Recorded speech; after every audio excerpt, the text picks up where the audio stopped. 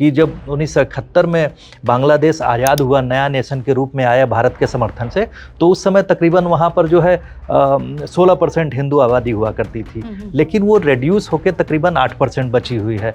या घर जलाए जा रहे थे, दुकान जलाई जा रही थी, तब इन्होंने सारे हिंदुओं को एकजुट किया और अपने अधिकारों की बात। तो जाहिर सी बात, पाकिस्तान की भी निगाह थी कि हमसे अलग हुआ देश हमसे आर्थिक व्यवस्था में क्यों बेहतर चला गया।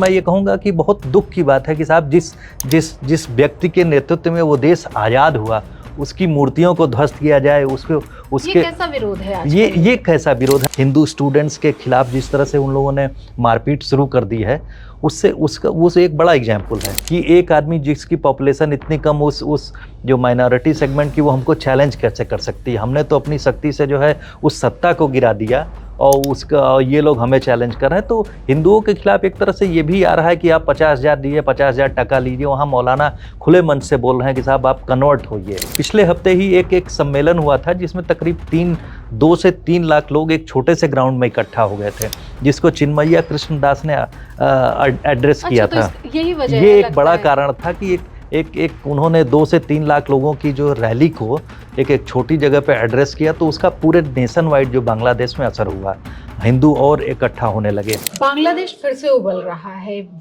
पिछले 2 महीनों में लगातार वहाँ पे अस्थिरता बनी हुई है, और अब जो खबर आ रही है वो ये आ रही है कि इस्कॉन के प्रमुख प्रवक्ता, जो हिंदुओं की बड़ी आवाज बन के बांग्लादेश की सड़कों पे नजर आ रहे थे, चिन्मय कृष्णदास, उनको गिरफ्तार कर लिया गया है और देशद्रोह के आरोप में गिरफ्तार किया गया है। क्या ये हमारे साथ इस विषय पे बात करने के लिए अरुण जी मौजूद हैं, जो बताएंगे कि आखिर क्या हो रहा है बांग्लादेश में और उसका भारत पर क्या प्रभाव पड़ने वाला है।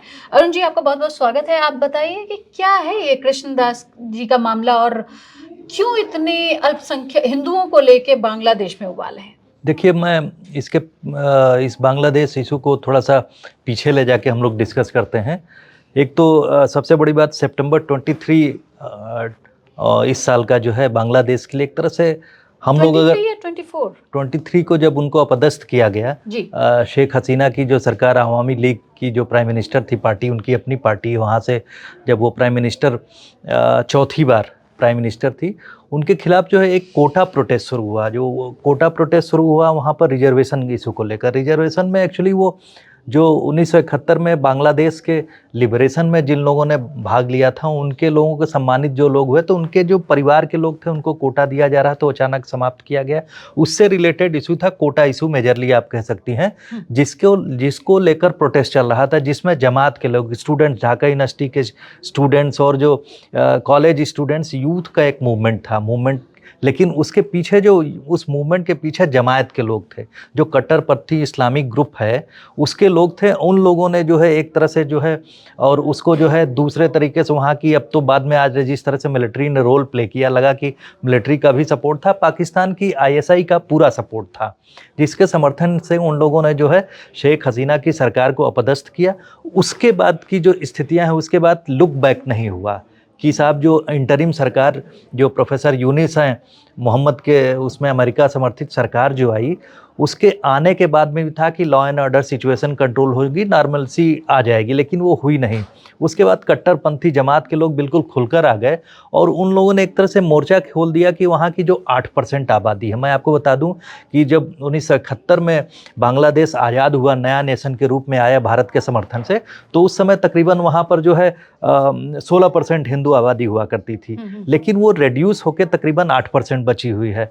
और जमात के लोग यानी कट्टरपंथी ताकतें इस जो इंटरिम सरकार आई है इसके बाद और मजबूत हो गए। उन लोगों ने एक तरह से अभियान शुरू कर दिया कि जो सर्विसेज में हिंदू लोग थे, उनके मंदिरों पर, उनके जो बिजनेस इस्टेब्लिशमेंट है, सब पे एक तरह से आक्रमण करना शुरू कर दिया, सबको कॉर्नर करना शुरू किया कि साहब जो है यहाँ पर हिंदुओं को या तो वो इस्लाम में तब्दील हो जाएं या फिर दोयम दर्जे के रूप में वो लोग वहाँ पर रहें। तो इस तरह की स्थितियाँ पैदा होगी। उस स्थिति के बीच में जो है इस्कॉन टेम्पल के ये प्रमुख है, चटगांव जो शाखा है उसकी, चिन्मय कृष्णदास, वो बहुत पॉपुलर हुए, क्योंकि उन्होंने हिंदुओं को एक किया। उन्होंने कहा कि हम लोग एक रहेंगे। और लगातार सड़कों पे हिंदू उतरते रहे महिलाओं के साथ, जब या घर में तोड़फाड़ हो रही थी या घर जलाए जा रहे थे, दुकान जलाई जा रही थी, तब इन्होंने इस सारे हिंदुओं को एकजुट किया और अपने अधिकारों की बात की। लेकिन देखिए, उसमें इस्कॉन इस समय इसलिए आ गया है कि इस्कॉन के ये प्रमुख है वहाँ पर, चटगांव जो मंदिर है वहाँ पर, जो चटगांव शाखा है वहाँ पर, तो वहाँ पर चटगांव या चित्तोगांग इंग्लिश में हम लोग कहते हैं, तो इस्कॉन के टेम्पल की जो एक तरह से जो ग्रोथ है, आप देखेंगे कि जो 8-10 जगह हैं जहाँ पर इस्कॉन के स्टेब्लिश जो ये सब जो सेंटर्स बढ़ते चले गए, वो भी एक कारण है कि इस्कॉन को जो है एक तरह से जो वहाँ पर जो कट्टरपंथी जमात है वो कह रही कि उनको जो समाप्त किया जाए, उनके मंदिरों को जला दिया जाए, उनके लोगों को पकड़ के मारा जा रहा है। एक सबसे बड़े जो स्वामी थे जिनके साथ में, जिन्होंने अपने यहाँ जो है अपने इस्कॉन के उसमें जो है रोज़ा खुलवाया लोगों को, जो इस्लाम के लोग थे, डिवीजन हो रहा था, जब उन्होंने शरण दिया था उस समय, तो ऐसे व्यक्ति को भी जो है निशाना बनाया गया। तो जो कट्टरपंथी ताकतें हैं बिल्कुल वो साथ में नहीं रखना चाह रहे हैं कि जो माइनॉरिटी सेगमेंट है हिंदू, उनको बर्दाश्त नहीं करना चाह रही हैं। वो लोग, जैसा कि आप देख रहे हैं, जो इस्लामिक वर्ल्ड, जहाँ पर जो अस्थिर जो बहुत सारे देश हैं जहाँ पर जिस तरह से कट्टरपंथी ताकतें एक हुई हैं और वो सिर्फ अपना शरिया लॉ चाहती हैं। चूँकि बांग्लादेश डेमोक्रेटिक नेशन हुआ करता था, उसने अपने कुछ इंडस्ट्रीज़ के जरिए जो है अपने को पाकिस्तान की इकोनॉमी से बेहतर किया था, तो जाहिर सी बात पाकिस्तान की भी निगाह थी कि हमसे अलग हुआ देश हमसे आर्थिक व्यवस्था में क्यों बेहतर चला गया। तो ये भी एक बहुत बड़ा कारण था जिसकी वजह से आईएसआई ने कॉन्स्पिरेसी करके जमात के पीछे अपनी पूरी ताकत लगा के वहाँ की उस पॉपुलर गवर्नमेंट को लोग, जाहिर सी बात है, कोई भी सरकार 2-3 बार टर्म में रहेगी तो उसके खिलाफ एक एंटी इनकम्बेंसी विरोधी ताकतें होंगी। तो उसको उन लोगों ने कहा कि वो फासिस्ट रेजिम हो गई थी, वो डिक्टेटर की तरह शेख हसीना काम कर रही थी, इसलिए लोगों का विरोध था। लेकिन उसके पीछे जो वॉइसेज के पीछे सपोर्ट करने वाली वॉइसेज थी वो आईएसआई समर्थित थी, जो कि अब इस समय सबको पता चल गया है कि तो क्या यूसुफ खान जो वहाँ के अभी यूनुस मोहम्मद जी, क्या वो पाकिस्तान समर्थित हैं? क्योंकि वो एक समय में भारत से बड़े जुड़े रहे थे। देखिए, भारत से इसलिए क्योंकि हमारे जो है ट्रेड रिलेशन जो है बांग्लादेश के साथ में बहुत अच्छे रहे हैं। खासकर शेख हसीना की सरकार के दरमियान जो है हम लोगों ने बहुत अच्छा जो म्यूचुअल अंडरस्टैंडिंग थी हमारी बहुत अच्छी थी। लगातार चूँकि वो संपर्क में उनकी सरकार रही और इसी बीच आपने देखा कि 2 टर्म बीजेपी सरकार प्राइम मिनिस्टर मोदी के साथ में उनके अच्छे रिलेशन थे। और उनकी सरकार का जो शेख हसीना की जो आवामी लीग सरकार थी उसका भारत के साथ संपर्क होना इसलिए भी नेचुरल है क्योंकि उनके पिताजी शेख मुजीबुर रहमान जो कि पहले प्रेसिडेंट हुए थे 1971 के जो वॉर के बाद में जो पाकिस्तान से अलग हुआ बांग्लादेश, जिसमें भारत ने समर्थन दिया। उस समय आप जानती हैं कि इंदिरा गांधी की सरकार थी। तो उन लोगों के समर्थन के बाद एक नेचुरल अलायंस का भारत की तरफ झुकाव नेचुरल था वो। तो चूंकि वो उस जो लिबरेशन वॉर के दरमियान दिल्ली में भी रही हैं, यहाँ पर शरण लेकर रही थी, तो जो उनके पिताजी पहले प्रेसिडेंट थे। और मैं ये कहूँगा कि बहुत दुख की बात है कि साहब जिस व्यक्ति के नेतृत्व में वो देश आज़ाद हुआ उसकी मूर्तियों को ध्वस्त किया जाए, उसके ये कैसा विरोध है आज? ये कैसा विरोध है आप कह सकती हैं? जिस व्यक्ति की वजह से वो जो देश स्वतंत्र हुआ, लोगों की इच्छाओं को जो है एक तरह से मूर्ति रूप में उन्होंने परिणित किया, उस व्यक्ति के खिलाफ इतना आक्रोश, तो वो जाहिर सी बात है कि वो आक्रोश एक दिन में नहीं, वो लगातार पैदा किया गया और कट्टरपंथी ताकतों ने पैदा किया, क्योंकि वो लिबरेटेड थे, इमेंसिपेटेड थे अपनी बातचीत को लेकर। जो रेजिम है, जो आवामी लीग सरकार है, वो कट्टरपंथियों के साथ खड़ी नहीं होती है। बांग्लादेश का भविष्य अब क्या दिख रहा है? बांग्लादेश में अस्थिरता है। जो पिछली सरकार जो इस समय जो प्रेसिडेंट जो बाइडेन की सरकार है, यूएस की सरकार, उसके समर्थन से ऐसी भी खबरें उस समय, अब तो क्लियर हो गया कि उनके समर्थन से ही जो इसमें तख्ता पलट किया गया था और मोहम्मद यूनुस को जो लाया गया, जाहिर सी बात है वो प्रो अमेरिकन उनका स्टैंड है।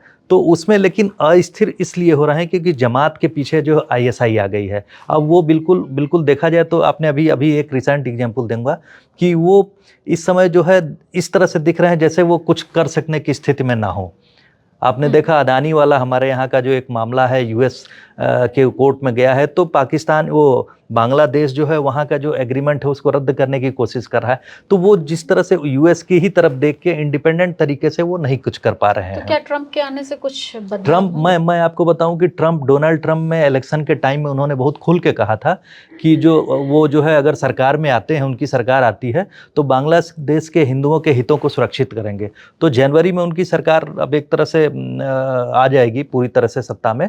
तो पूरी उम्मीद है कि उस समय जो है इस वजह से भी मैं कह रहा हूँ कि जो वहाँ की हार्ड जो इस्लामिस्ट जो फोर्सेज हैं बांग्लादेश की, वो थोड़ा सा परेशान भी हैं। इसलिए एक तरह से देखा जाए तो वो जो होता है कि जल्दी से जल्दी अपना एजेंडा पूरा कर दिया जाए, इस वजह से भी आपने देखा होगा कि इस समय विद्रोह और जो कत्लेआम कह सकती हैं या वायलेंस है कुछ ज़्यादा ही बढ़ गया है। आपने अभी सोहरावर्दी यूनिवर्सिटी जो है वहाँ पर हिंदू स्टूडेंट्स के खिलाफ जिस तरह से उन लोगों ने मारपीट शुरू कर दी है, वो एक बड़ा एग्जाम्पल है। आपने इसके पहले देखा होगा दुर्गा पूजा के दौरान उन लोगों ने जो है हिंदुओं को अपनी मूर्तियां लगाने नहीं दी, उसको डिफाइल किया गया, उनको वैंडलाइज किया गया। तो बहुत सारे लगातार मैंने कहा कि सितंबर 24 के बाद से जो जिस तरह की स्थितियां वो पीछे नहीं हो रही, वो नॉर्मलाइज नहीं हो रही, वो स्थिति बढ़ती ही जा रही है। और इसका मैं आपसे पहले सवाल की तरफ चलूंगी, भारत पे क्या प्रभाव पड़ेगा? क्योंकि सदन हम लोग के यहाँ शीतकालीन सत्र शुरू हो गया और अभी गोगोई साहब का जो अभी नेता विपक्ष हैं उनका एक वो आया है बयान कि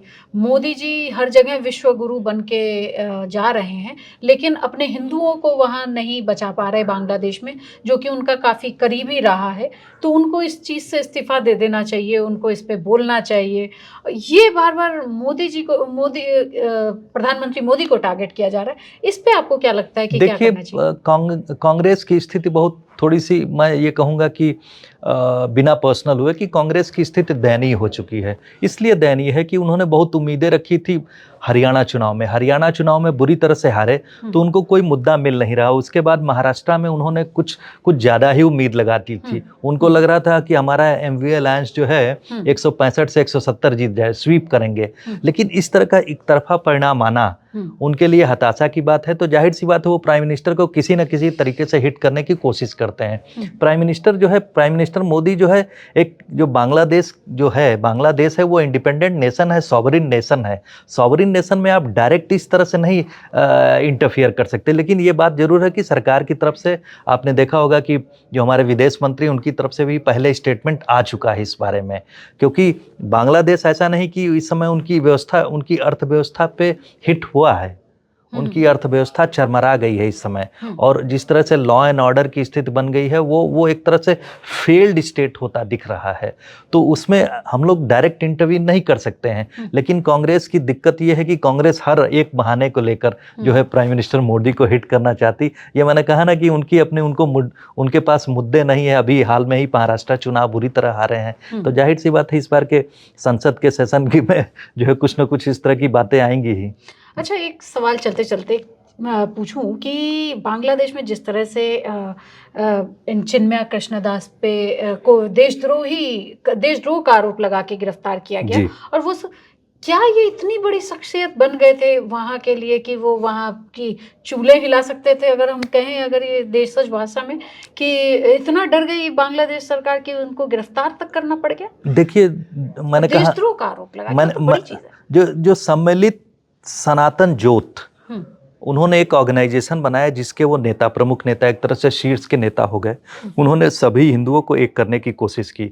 आप इसको इस तरह से ले सकती हैं कि जिस तरह से हमारे यहाँ भी रिसेंटली कंक्लूडेड इलेक्शन में आपने देखा कि प्राइम मिनिस्टर मोदी ने कहा कि एक रहेंगे तो नेक रहेंगे, है ना, सेफ रहेंगे, एक रहेंगे सेफ रहेंगे। ये जो नारा आया है वो आप उसका रिफ्लेक्शन आप देख सकते हैं बांग्लादेश की राजनीति में।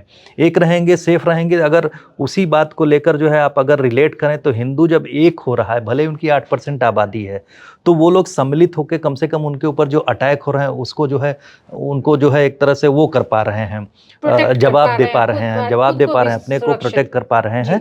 तो ये जो वहाँ की जो फंडामेंटल फोर्सेस, इस्लामिस्ट फोर्सेस, उनको ये बर्दाश्त नहीं हो रहा है कि एक आदमी जिसकी पॉपुलेशन इतनी कम उस जो माइनॉरिटी सेगमेंट की, वो हमको चैलेंज कैसे कर सकती है? हमने तो अपनी शक्ति से जो है उस सत्ता को गिरा दिया और उसका ये लोग हमें चैलेंज कर रहे हैं। तो हिंदुओं के खिलाफ एक तरह से ये भी आ रहा है कि आप 50,000 दीजिए, 50,000 टका लीजिए। वहाँ मौलाना खुले मन से बोल रहे हैं कि साहब आप कन्वर्ट होइए या भागिए या उनको मार दिया जाए। इस तरह की स्थितियां जो बनाई जा रही हैं, उसके बीच में एक मुखर आवाज का खड़े होना, अपने हितों को सुरक्षित रखते हुए हितों की सुरक्षा की बात करना, डेमोक्रेटिक बात करना, तो जाहिर सी बात है उनके लिए वो सिंबॉलिक जो प्रोटेस्ट है वो बहुत बड़ा प्रोटेस्ट है और जिसका अटेंशन जो है इंटरनेशनल लेवल पे भी है। तो ये सब कई कारण है जिसकी वजह से वो लोग नहीं चाहते हैं इस आवाज़ को जो है आगे बढ़ने दिया जाए। इसीलिए उन्होंने उनके ऊपर जितना अधिक से अधिक वो हो सकता है। पिछले हफ्ते ही एक सम्मेलन हुआ था जिसमें तकरीब 2 से 3 लाख लोग एक छोटे से ग्राउंड में इकट्ठा हो गए थे, जिसको चिन्मय्या कृष्णदास ने एड्रेस किया था। यही वजह ये एक बड़ा कारण था कि एक उन्होंने 2 से 3 लाख लोगों की जो रैली को एक छोटी जगह पे एड्रेस किया, तो उसका पूरे नेशन वाइड जो बांग्लादेश में असर हुआ, हिंदू और इकट्ठा होने लगे। मतलब जो एकता की ताकत थी उसको कम करने के लिए इनकी आवाज़ को जो कुचलना जरूरी था, इसलिए ये इस तरह का एक्शन लिया गया है उनके खिलाफ में। हमारे एक नेता हैं गिरिराज सिंह जी, बिहार से बेगूसराय से आते हैं। उन्होंने भी कहा है कि यूएन को इसमें बोलना चाहिए और यूएन अभी तक क्या कर रहा है। बिल्कुल सही बात कही। इंटरनेशनल एजेंसी चुप हैं जिस तरह से, उनको एक कारगर कदम लेना चाहिए। और खासकर मुझे तो लगता है चूंकि वो अमेरिका समर्थित सरकार है अभी समय, तो अमेरिका को भी एक ठोस निर्णय लेना चाहिए। लेकिन मुझे लगता है कि कुछ ही दिन की बात है, जनवरी में जब डोनाल्ड ट्रंप की सरकार बनेगी, तो मुझे लगता है कोई खास एक्शन, एक स्ट्रॉन्ग एक्शन उस पर भी हो सकता है। तो जिस तरह से समर्थन में हिंदू चिन्मय कृष्णदास जो इस्कॉन के प्रमुख हैं बांग्लादेश में, उनके समर्थन में लोग इकट्ठे हो रहे हैं और पूरी दुनिया से धीरे धीरे आवाज़ उठ के आ रही है। अब देखना है कि उनके लिए बांग्लादेश सरकार क्या करती है और भारत सरकार इस पे क्या कदम उठाती है। जुड़े रहिए India.com के साथ। धन्यवाद।